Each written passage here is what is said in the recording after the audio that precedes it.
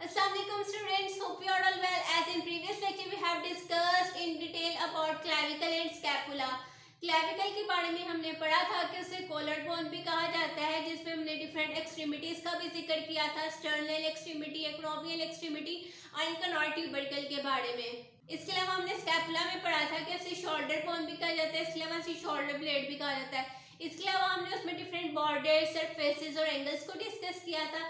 तो आज हम इन डिटेल डिस्कस करेंगे ह्यूमरस को। Humerus is located in arm and is the longest bone of upper limb.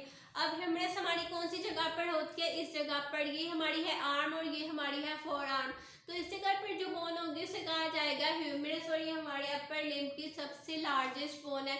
जो क्लेविकल होती है वो हमारे इस एरिया में होती है, शॉर्ट बोन होती है। जो स्कैपुला होती है वो भी हमारे पोस्टीरियर साइड पर होती है, between second and seventh rib. इसके अलावा जो ह्यूमरस होती है वो हमारी आर्म वाली जगह पर होती है। जो रेडियस और अल्ना है वो हमारी फोर आर्म की बोन है, इस पोजीशन में होती है, radius toward thumb side and ulna towards pinky finger side. इसके अलावा कार्पल्स यहाँ पे होती है, मेटाकार्पल्स यहाँ पे होती है और फेलिंजेस यहाँ पर होती हैं।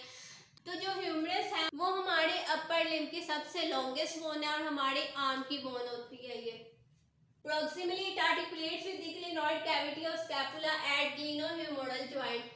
प्रोक्सिमल एंड कौन सा होता है? जो कि हमारे मीडियल प्लेन के करीब हो। फॉर एग्जांपल ये हमारी बॉडी का मीडियल प्लेन है, तो ये हमारा इसका होगा प्रोक्सिमल एंड, लेकिन ये जो एंड होगा वो इसका कौन सा एंड होगा? डिस्टल एंड, जो कि हमारे मिड लाइन से दूर है।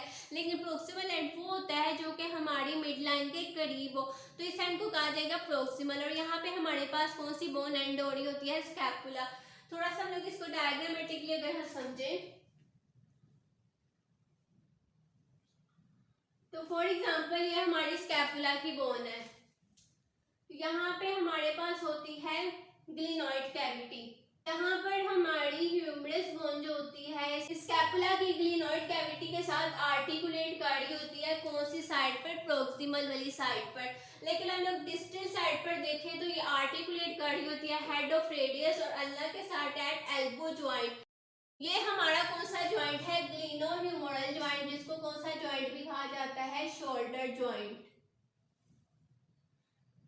तो ये कौन सी साइड होगी? प्रोक्सिमल साइड, जहाँ पे हमारी क्लिनॉइड कैविटी ऑफ फोसा के साथ हमारा ह्यूमरस आर्टिकुलेट कर रहा होता है। लेकिन जो एल्बो ज्वाइंट है वो डिस्टल एंड है, वहां पर हमारी रेडियस और अल्ना के साथ ह्यूमरस बोन आर्टिकुलेट कर रही होती है।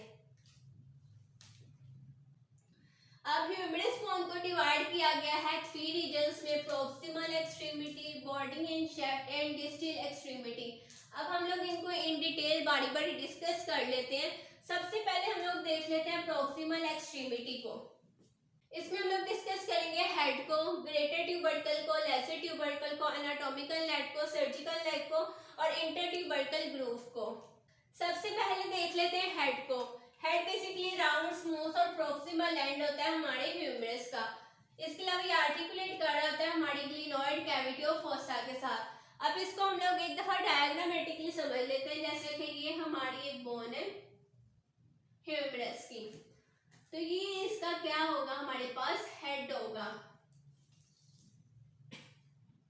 अब हेड का हमने कहा ये राउंड होता है, स्मूथ होता है और हमारे ह्यूमरस का प्रोक्सिमल एंड होता है, तो ये बेसिकली राउंड है। तो फॉर एग्जांपल जब एग्जामिनर आपको सार डिटर्मिनेशन के लिए पूछे कि ये कौन सी बोन है, तो अगर आपने बोन को उल्टा पकड़ा होगा तो आपने उसको फौरन से सीधा कर लेना है। उसका जो राउंड एंड होगा उसको आप लोगों ने क्या कर लेना है? ऊपर की तरफ कर लेना है, जिससे आपको पता चल जाएगा कि ये ह्यूमरस बोन है और आपने इसको सीधा पकड़ा हुआ है। इसके अलावा ये आर्टिकुलेट करती है ग्लिनॉइड कैविटी ऑफ फोसा के साथ। यहाँ पर हम लोग ऑलरेडी बता चुके हैं, ये हमारे ह्यूमरस का हेड है जो कि यहाँ पे ग्लिनॉइड कैविटी ऑफ फोसा के साथ आर्टिकुलेट कर रहा है for the purpose of movement. Next हमारे पास आ रहा है ग्रेटर ट्यूबरकल। ये लार्ज रफेड एलिवेशन होती है on the lateral end of humerus. अब लेटरल एंड कौन सा होता है? जो कि हमारे मिडलाइन से अवे हो। यहाँ पर हमारे पास सारा होता है इस तरह से ग्रेटर ट्यूबरकल, जबकि जो लेसर ट्यूबरकल होता है वो एक तो स्मॉल होता है, रफेड एलिवेशन होती है, लेकिन ये कौन सी साइड पर होती है? इंटीरियर साइड पर और मीडियल साइड पर। यहाँ पर हमारे पास स्मॉल रफेड एलिवेशन होती है, कौन सी साइड पर? मीडियल साइड पर।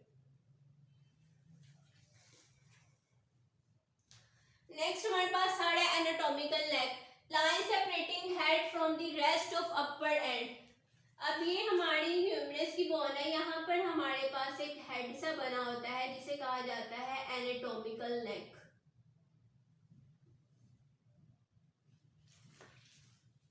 नेक्स्ट हमारे पास आ रहा है सर्जिकल नेक, जो कि लाई करती है inferior to greater and lesser tubercle. Inferior side कौन सी होती है? Lower side. अब ये हमारे पास ग्रेटर और लेसर ट्यूबरकल है, इसके नीचे हमारे पास इस तरह से एक लाइन आ रही होती है जिसे कहा जाता है सर्जिकल नेक। नेक्स्ट हमारे पास आ रहा है इंटर ट्यूबरकल ग्रूव। ये सेपरेट करता है हमारे ग्रेटर और लेसर ट्यूबरकल को।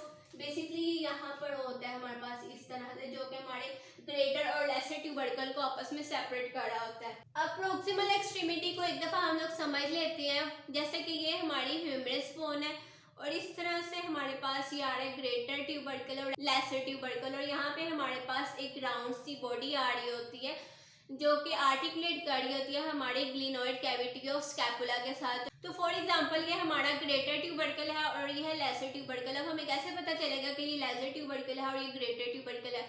जो लेसर ट्यूबरकल होता है वो हमारी मीडियल साइड पर होता है, टूवर्ड्स हमारे मीडियल पेन, लेकिन जो ग्रेटर ट्यूबरकल है वो हमारी मिड लाइन से अवे होता है और इसके दरमियान इस तरह से हमारे पास एक इंटर ट्यूबरकल ग्रूव आ रहा होता है जो कि हमारे ग्रेटर ट्यूबरकल और लेसर ट्यूबरकल को आपस में सेपरेट कर रहा होता है। इसे कहा जाता है इंटर ट्यूबरकल ग्रूव। इसके अलावा हमने यहाँ पर नेक्स्ट पढ़ी थी जो कि एनाटॉमिकल नेक होती है, वो हमारे ह्यूमरस बोन को हमारे बाकी अपर लिम्ब से सेपरेट कर रही होती है। इस तरह हम लोगों ने सर्जिकल नेक के बारे में पढ़ा था जो कि हमारे लेसर और ग्रेटर ट्यूबरकल के नीचे होती है। जैसा कि यहाँ पर हम लोग एक दफा इसका स्ट्रक्चर समझ लेते हैं।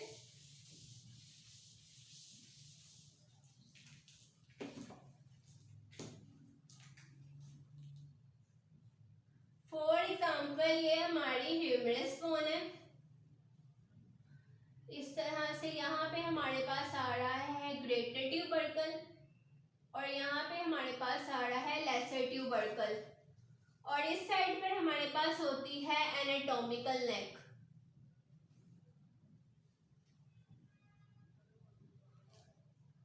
अब इस ग्रेटर और लेसर ट्यूबरकल के नीचे हमारे पास होती है सर्जिकल नेक। अब ये जो एनाटॉमिकल नेक है और सर्जिकल नेक है, यहाँ पर डिफरेंट नर्व्स होती हैं। अब एनाटॉमिकल नेक या सर्जिकल नेक में जब डैमेज आएगा तो ऑब्वियसली हमारी नर्व्स को भी डैमेज पहुंचेगा और वो प्रॉपर फंक्शनिंग नहीं कर पाएंगी। इसके अलावा हमने बताया था इंटर ट्यूबरकल ग्रूव का, जो कि कहाँ पे प्रेजेंट होता है? इस जगह पर, जो कि हमारे ग्रेटर और लेसर ट्यूबरकल को सेपरेट कर रहा था। कैसे पता चलेगा कि ये बोन सीधी है, मतलब एंटीरियर साइड है इसकी या पोस्टीरियर साइड है? तो हम लोग इसको क्लियर करने के लिए एक रफ सा स्ट्रक्चर बना लेते हैं। जैसे ये एक ह्यूमन है और ये इसका बॉडी स्ट्रक्चर है, तो ये इसकी कौन सी साइड होगी? मीडियल साइड, और ये इसकी कौन सी साइड होगी? Lateral side. तो ट्यूबरकल्स को देखते हुए ही आप बता सकते हैं कि जो बोन है वो सीधी पड़ी हुई है या उल्टी पड़ी हुई है। जो ट्यूबरकल्स होते हैं वो फ्रंट साइड पर आ रहे हैं और जो लेसर ट्यूबरकल होता है वो हमारी बॉडी की मीडियल साइड पर आ रहा होता है। हेड ऑफ ह्यूमरस के बारे में हम लोग डिस्कस कर चुके हैं। नेक्स्ट हम लोग डिस्कस करेंगे बॉडी एंड शेफ्ट को। इसमें हमारे पास 3 बॉर्डर्स होते हैं और 3 ही सरफेसेस होती हैं। सबसे पहले हम लोग अगर बॉर्डर्स को डायग्रामेटिकली डिस्कस करें तो फॉर एग्जांपल ये हमारी ह्यूमरस बोन है जिसका हमने बताया था ये हेड है, जिसमें हम लोगों ने बताया था यहाँ पे हमारा ग्रेटर ट्यूबरकल होता है, यहाँ पे हमारा लेसर ट्यूबरकल होता है और जो इसको सेपरेट कर रहा होता है वो हमने बताया था इंटर ट्यूबरकल रिज होता है।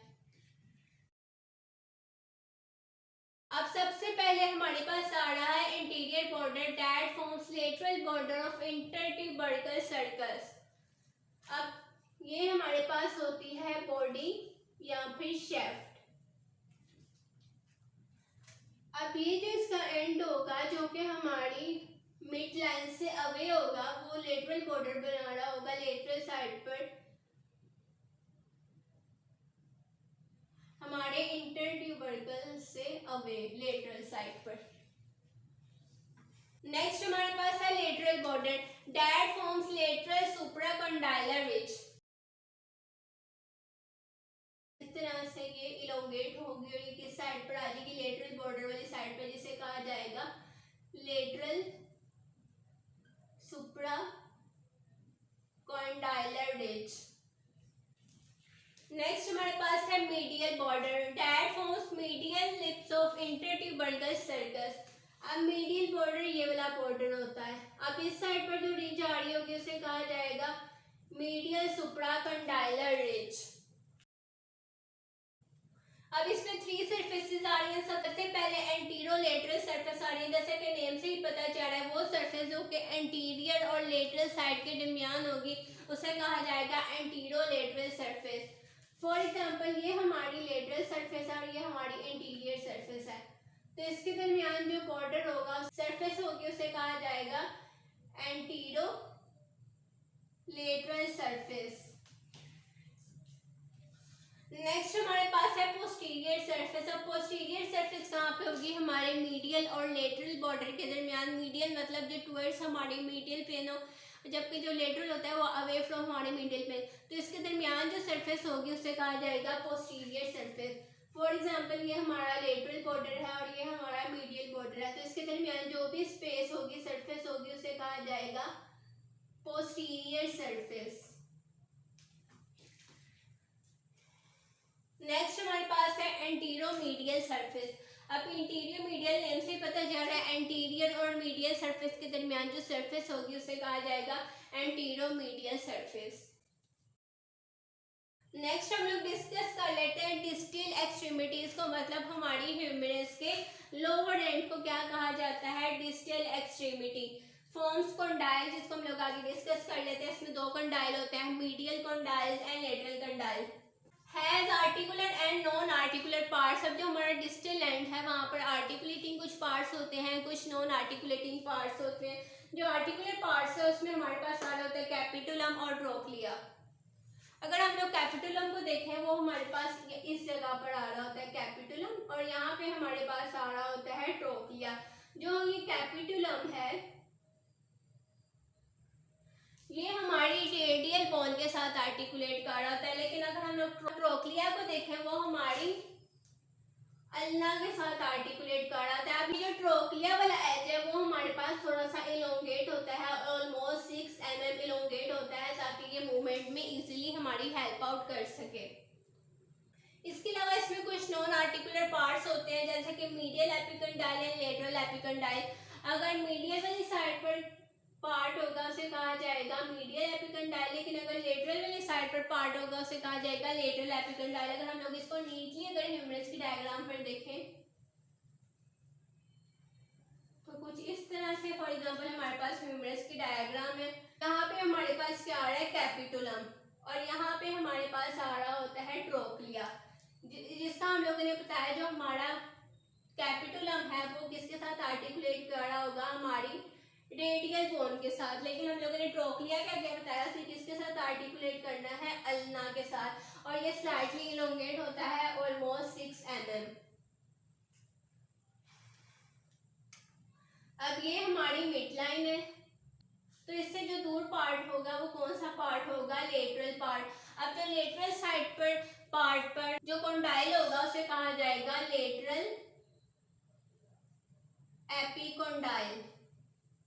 अब वो पार्ट जो हमारी मिड लाइन के करीब होगा उसे कहा जाएगा मीडियल पार्ट, और इस जगह पर जो कंडाइल होगा उसे कहा जाएगा medial epicondyle. So that's all about humerus. In the next lecture we will discuss about the further bones of our upper limb. Hope you have understood this lecture. If you have any query or question you can ask me on Instagram. Instagram link is mentioned in description box. Please like and subscribe to my YouTube channel. Thank you.